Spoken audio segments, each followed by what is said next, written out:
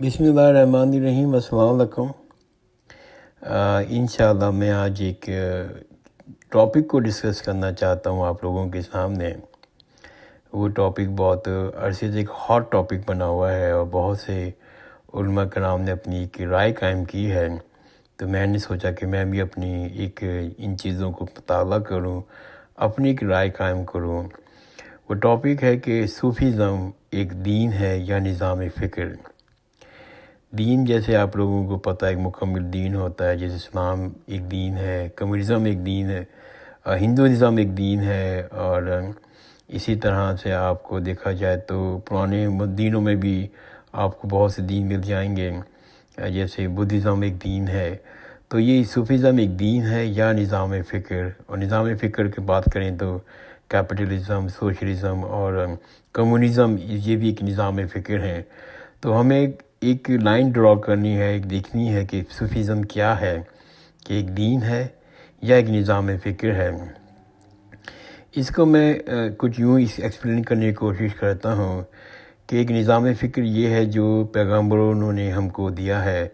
पैगम्बर हज़रत आदम से लेके हमारे आखिरी पैगम्बर सल्लल्लाहु अलैहि वसल्लम ने जो दीन दिया वो एक निज़ाम फ़िक्र दिया, एक मुकम्मल एक सोच दी है, वो एक मुकम्मल दीन की शक्ल में है।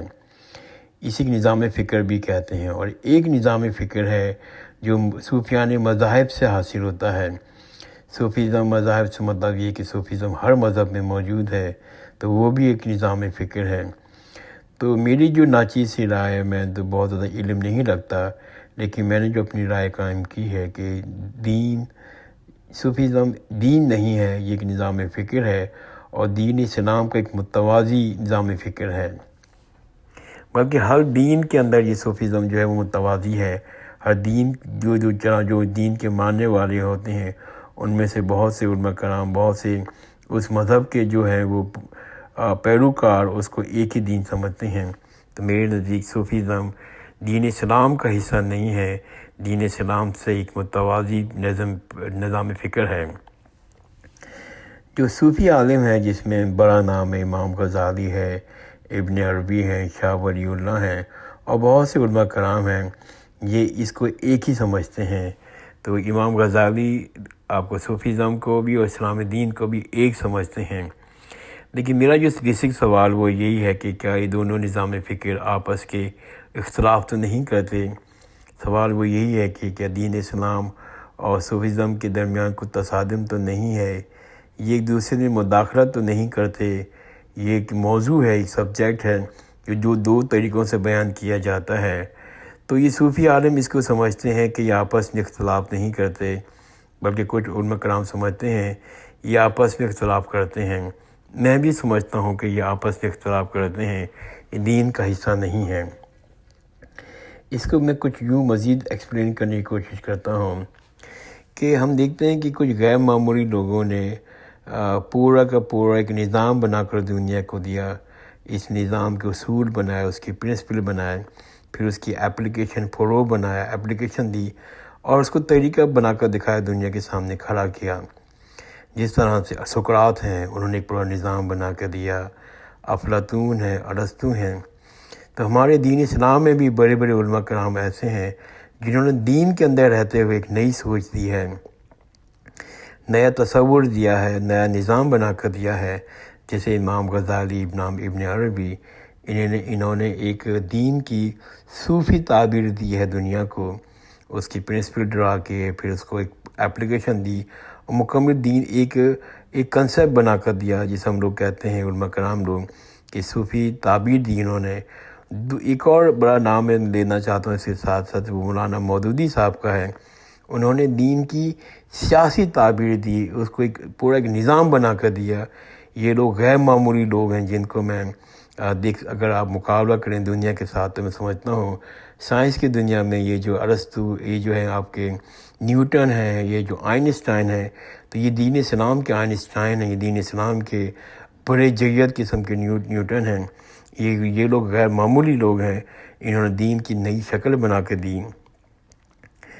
तो तसव्वुफ़ भी आप इसी उलमा कराम से समझेंगे। जो उलमा कराम हैं, इमाम गज़ाली, इमाम इब्न अरबी और बाकी उलमा कराम हैं, تو وہ خود بھی اس کو ایک مستقل نظام فکر سے تعبیر کرتے ہیں، وہ اس کو مانتے ہیں یہ الگ نظام ہے۔ اگر آپ دیکھیں کہ شاہ ولی اللہ نے جو دین اسلام کے بھی بہت بڑے عالم تھے اور صوفی بھی بہت بڑے عالم تھے، انہوں نے اپنی کتابوں میں اس کو بیان کیا ہے، انہوں نے بتایا ہے کہ ہمارے اس صوفی نظام کا جو ماخذ ہے، جو ہم حاصل کرتے ہیں، وہ ایسا نہیں ہے کہ جیسے عام لوگ خیال کرتے ہیں کہ قرآن کی 2 آیتوں سے یا چند حدیثوں سے کوئی چیز اخذ کی ہے، بلکہ وہ کہتے ہیں کہ یہ بالکل دین اسلام سے متوازی ایک مکمل نظام فکر ہے۔ یہ بات میں خود نہیں کہہ رہا، یہ شاہ ولی اللہ صاحب نے اپنی کتابوں میں بیان کی ہے کہ یہ دین اسلام کا متوازی مکمل نظام فکر ہے۔ اس کو ہمارے ہاں ویسے تو یہ ہر مذہب میں تصوف موجود ہے، ہمارے ہاں صوفیزم کی سب سے پہلے جو چیز باقاعدہ صورت دی ہے وہ جنید بغدادی صاحب نے دی ہے۔ انہوں نے بتایا ہے کہ یہ اخذ کیسے کیا جاتا ہے، جس طرح سے رسول اللہ صلی اللہ علیہ وسلم کی طرح اس کو اخذ حاصل کی نوعیت نہیں ہے۔ جنید بغدادی فرماتے ہیں، مثال دے کے بتاتے ہیں کہ یہ ہمیں براہ راست فیضان حاصل ہوتا ہے۔ جنید بغدادی بیان کرتے ہیں کہ ہمیں اللہ تعالیٰ سے ایک فیضان ملتا ہے، ہمیں وہاں سے رہنمائی ہوتی ہے، وہ الہام ہوتا ہے۔ تو صوفیزم کی ماخذ کی نوعیت بالکل مختلف ہے۔ وہ کہتے ہیں کہ یہ جو علم ہے اس کے مقابلے میں مستقل چیز ہے، اسی کو اسی طرح سمجھنا چاہیے۔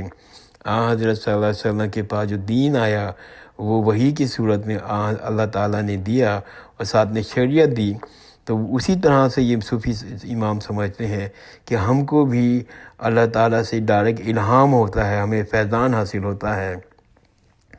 یہ سب باتیں جنید بغدادی صاحب نے بیان کی ہیں۔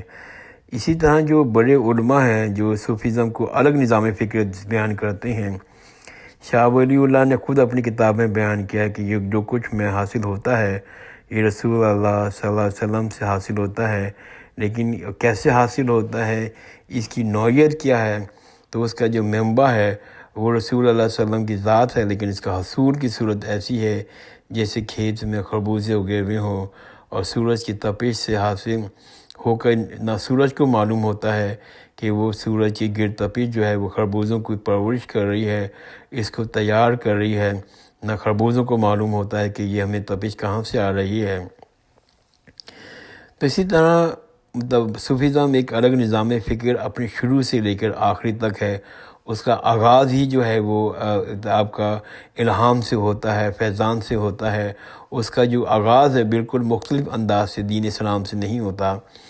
ہمارے یہاں جو صوفی علماء ہیں، دوسری طرف دین اسلام کے بھی بہت بڑے عالم تھے، یہ سارے جو امام ہیں، امام غزالی، ابن عربی، شاہ ولی اللہ، یہ صوفی عالم بھی بڑے اعلیٰ پیمانے کے تھے اور اس دین اسلام کے بھی بہت بڑے عالم تھے۔ اس لیے ہمیں دونوں کی چیزیں جو وہ بیان کرتے ہیں گڑبڑ نظر آتی ہیں۔ ایسا ہی ہے جیسے کہ دین اسلام کے رہتے ہوئے کچھ دوسری نظام فکر کو پسند کرتے ہوں، یہ ایسا ہی ہے جیسے ہم لوگ دین کے اندر رہتے ہوئے بھی کسی دوسری نظام فکر کو پسند کرتے ہیں۔ یہ کوئی انہونی بات نہیں ہے کہ جب جیسے اس کیپٹلزم ہے، یہ کہ کیپٹلزم ایک معاشرت کا مکمل نظام فکر ہے، کچھ بڑے بڑے اسلام کے عالم دین اس نظام فکر کو دین اسلام کے خلاف نہیں سمجھتے، کیپٹلزم کو دین اسلام کے ساتھ سمجھتے ہیں۔ خود مولانا مودودی صاحب نے جو کتاب لکھی ہے اسلام اور جدید معاشی نظریات، اس کی آخری چیپٹر پہ آپ جائیں اور مطالعہ کریں تو آپ کو معلوم ہوگا کہ پورا کا پورا سرمایہ نظام جو ہے، جو کیپٹلزم ہے، اس میں مولانا مودودی صاحب بیان کرتے ہیں کہ اس میں کوئی چھوٹی تبدیلیاں کر لی جائیں تو اسلام کے ساتھ ہم آہنگ ہو جائے گا۔ تو انہوں نے بھی کیپٹلزم کو دین سے بہت ہی خلاف نہیں سمجھا، بس انہوں نے کہا تھوڑی چینجنگ کر دیں تو وہ دین کا حصہ بن جائے، ہم آہنگ ہو جائے گا۔ جس طرح سے بہت سے علماء کرام بھی کیپٹلزم کو دین اسلام کا حصہ سمجھتے ہیں، اسی طرح سے بہت سے علماء کرام صوفیزم کو بھی دین اسلام کا حصہ سمجھتے ہیں۔ جب وہ نیا کمیونزم اور سوشلزم دنیا میں آیا تھا تو آپ یقین کریں خود بہت بڑے دیت دیوبندی کے جو علماء کراموں نے کتابیں لکھی ہیں اور کہا کہ ہمارے نزدیک تو یہ اسلام کا دوبارہ ظہور ہوا ہے، وہ کمیونزم کو اور سوشلزم کو کہہ رہے ہیں کہ ہمارے نزدیک تو اسلام کا دوبارہ ظہور ہوا ہے۔ اسے وہ سمجھتے تھے اس زمانے میں کہ جو اسلام ہے وہ کمیونزم اور سوشلزم کو ریپریزنٹ کرتا ہے۔ خود علامہ اقبال نے کمیونزم کے بارے میں اور سوشلزم کے بارے میں بیان کیا ہے کہ اگر صرف خدا کو شامل کر لیا جائے ان دونوں نظریات میں تو کوئی چیز قابل اعتراض نہیں ہے۔ تو یہ صرف اور صرف چند مثالیں دی ہیں آپ لوگوں کو سمجھانے کے لیے کہ بہت ماضی میں بھی اور ایسا ہوتا ہے کہ ایک مسلمان آدمی، مسلمان عالم دین کا ماننے والا، لیکن وہ دوسری نظریات کو، سوشلزم کو، کمیونزم کو، کیپٹلزم کو اسلام کے ساتھ پسند کرتا ہے اور اس پہ عمل بھی کرتا ہے۔ تو یہ دوسرے نظام فکر کو ماننا، اس کو اچھا محسوس کرنا، دین کے خلاف نہیں سمجھنا، یہ ایسا ہوتا ہے اور اس کو اختیار کر لینا ایسا ممکن بہت ہے ممکن۔ اسی طرح صوفی عالم جو ہے وہ دین کا بہت بڑا عالم ہے، وہ دین کو بھی دین کے ساتھ ساتھ صوفیزم کو بھی وہ دین کے ساتھ ہم آہنگ مانتا ہے اور اس کے ساتھ اس پر عمل کرتا ہے، اس میں اختلاف محسوس نہیں کرتا۔ لیکن میں دوبارہ یہ عرض کروں، صوفیزم کا ماخذ کیا ہے؟ اس کا ماخذ سے اختلاف ہے دین کے ساتھ۔ دین کا ماخذ ہماری قرآن مجید ہے جو حضرت صلی اللہ علیہ وسلم پر وحی کی شکل میں نازل ہوا اور وہ اللہ تعالیٰ کا تشریحی نازل ہوا، شریعت کے ساتھ نازل ہوا۔ لیکن صوفیزم کا جو ماخذ ہے وہ بھی ایک الہام ہے جو اللہ تعالیٰ سے ان کو حاصل ہوتا ہے، اور وہ فوکس کرنا ہے کہ ہمیں یہ الہام کہاں سے حاصل ہوتا ہے۔ ابن عربی کی کتابوں کو دیکھیں تو جو آپ کو فصوص جو کتاب ہے خاص طور پر، اور آپ مفتوحات کو پڑھیں، انہوں نے صاف بیان کیا ہے کہ یہ ہمیں جو الہام ہے براہ راست اللہ تعالیٰ سے حاصل ہوتا ہے، الہام کی شکل میں ہمیں مکاشفات حاصل ہوتے ہیں، یہ بالکل مستقل الگ چیز ہے۔ مگر یہ لوگ مسلمان بھی ہیں اور اللہ کے دین کے بہت بڑے عالم ہیں، تو ظاہر ہوتا ہے کہ جب بھی وہ بیان کرتے ہیں تو وہ اسلام کو، قرآن کو، حدیثوں کو کوٹ کرتے ہیں۔ تو میرا جیسا کم عقل رکھنے والا آدمی جس کو بہت کچھ معلوم نہیں ہوتا، وہ اس کو دین کا ہی حصہ سمجھتا ہے۔ جیسے شاہ ولی اللہ نے کتاب لکھی ہے اپنے حجت البلاغہ، تو دین کی حکمت کی اپنے زمانے میں میں سمجھتا ہوں بہت غیر معمولی کتاب ہے۔ یہ بھی درست ہے کچھ انہی علماء کراموں کو ایسی کتابیں ہیں جس میں سے تصوف کو بیان کیا ہے۔ شاہ اسماعیل نے اباقات یہ کتاب ہے جو لکھی ہے، اسے تصوف پہ لکھی ہے، اور شاہ اسماعیل جو اپنے دین اسلام کے بہت بڑے عالم تھے۔ اسی طرح ہم جب ابن عربی کی مفتوحات پڑھتے ہیں، وہاں پر دونوں چیزیں ہمیں جو نظر آتی ہیں وہ آپس میں گڑبڑ نظر آتی ہیں، لیکن فصوص کو جو پڑھیں گے، جو خاص طور پر کتاب پوری کی پوری تصوف پہ ہے، اور ان کی کتابوں کو انٹرپریٹیشن دونوں کو ملتی جلتی ہے۔ اسی وجہ سے میں یہ پہلے عرض کیا کہ میرا جیسا آدمی کنفیوز ہو جاتا ہے، لیکن جو محقق ہے، جو دین کا حکمت جانتا ہے، حدیث کا محقق ہے، دین کو جانتا ہے، وہ بتا دیتا کہ کہاں یہ دین کہاں الگ ہو رہا ہے نظام فکر کے ساتھ، دین اسلام کہاں ہے اور دین فکر صوفی فکر کی بات کہاں ہو رہی ہے۔ ابن عربی نے ایک نظام بنا کر جس کو دیا، جسے نبوت عامہ ہے، یہ میں عرض کروں، پہلے بھی عرض کر چکا ہوں۔ ابن عربی نے جو تصوف کے اندر ایک نظام بنا کر دیا، نبوت عامہ ہے، نبوت کا نام دیا اس کو۔ اس میں وہ کہتے ہیں انسانوں کو اپنے وجود کے لیے فیضان کی ضرورت ہے، وہ کہتے ہیں انسانوں کو اپنے وجود کے لیے فیضان کی ضرورت ہے۔ اس کے بعد زندگی کے تمام مراحل، اپنے شعور کے تمام مراحل، اپنے احساس کے تمام مراحل کے لیے فیضان الہی کی ضرورت ہے۔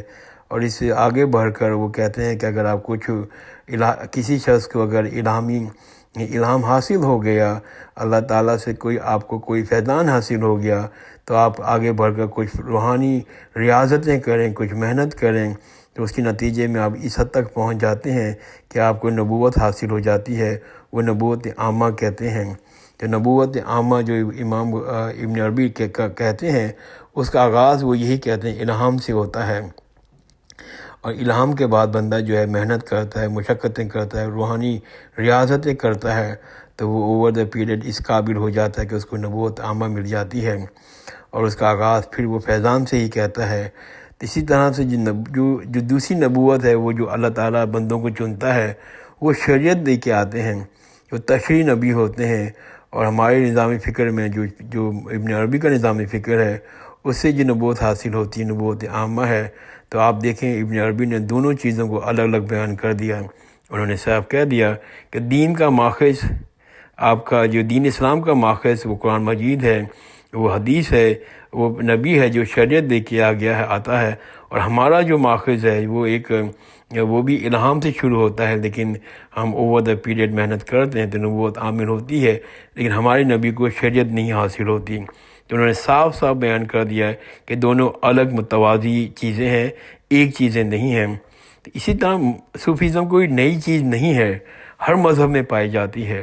اس کو صوفی ہر مذہب میں کہا جاتا ہے، مسلمانوں میں بھی صوفی ہوتے ہیں، ہندوؤں میں بھی صوفی ہوتے ہیں، مسیحوں میں بھی صوفی ہوتے ہیں، یہودیوں میں بھی صوفی ہوتے ہیں۔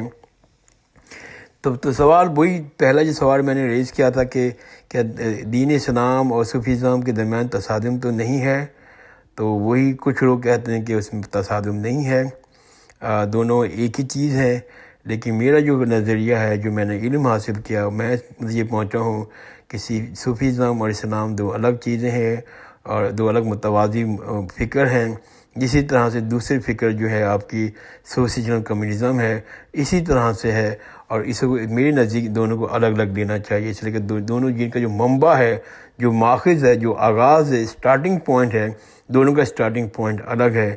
ہمارا اسٹارٹنگ پوائنٹ قرآن مجید ہے، وحی ہے، حضرت کی سنت ہے۔ ان کا اسٹارٹنگ پوائنٹ وہ بھی ہے، وہ بھی قرآن مجید کو مانتے ہیں، وہ بھی سنت کو مانتے ہیں، وہ بھی دین کو مانتے ہیں، لیکن ساتھ ساتھ وہ چیز ایڈ کر دیتے ہیں کہ ہمارے پاس بھی الہام حاصل ہوتا ہے، ہمارے پاس بھی الگ طرف سے الہام حاصل ہوتا ہے، پھر ہم اپنی محنت کے ذریعے، اپنی مشقت کے ذریعے، روحانی محنت کے بعد ہم ایک جو اپنی نبوت حاصل کر لیتے ہیں۔ تو میرے نزدیک یہ سوچ ہے، یہ پیرالل ہے اور دین اسلام کا حصہ نہیں ہے۔ آپ کی سوچ اس سے الگ ہو سکتی ہے، کوئی بات نہیں، ہر شخص کی اپنی رائے ہے، اپنی سوچ ہے، لیکن اس کو مطلب یہ کہ جو اب میری جو لوگ سوچ رہے ہیں اور جو علماء کرام ریسرچ کر رہے ہیں، ان کے لحاظ سے یہ بات الگ ہے۔ جزاک اللہ خیر، خدا حافظ۔